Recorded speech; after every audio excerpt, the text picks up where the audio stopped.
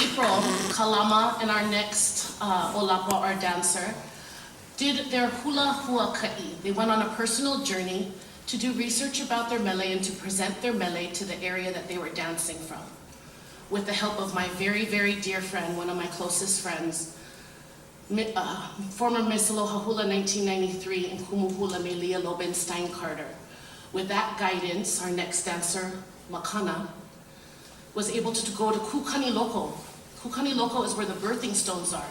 The alii were born there, such as KAKÖHIHEWA, who Makana is dancing about.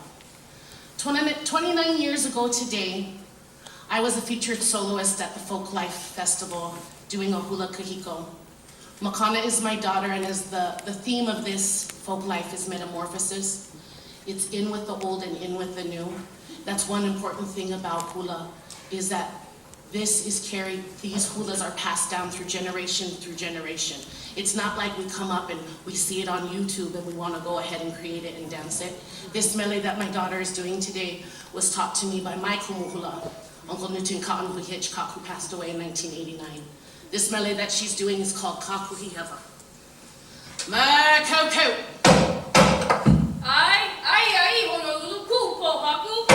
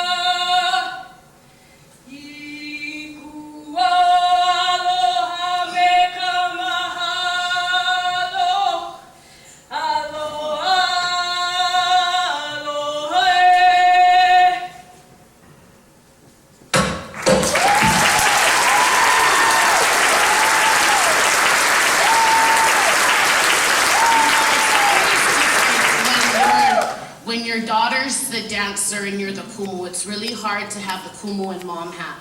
And one of the things I have to say, although she's my daughter, I have never heard her oli by herself before. And this oli that she did, her oli mahalo to all of you.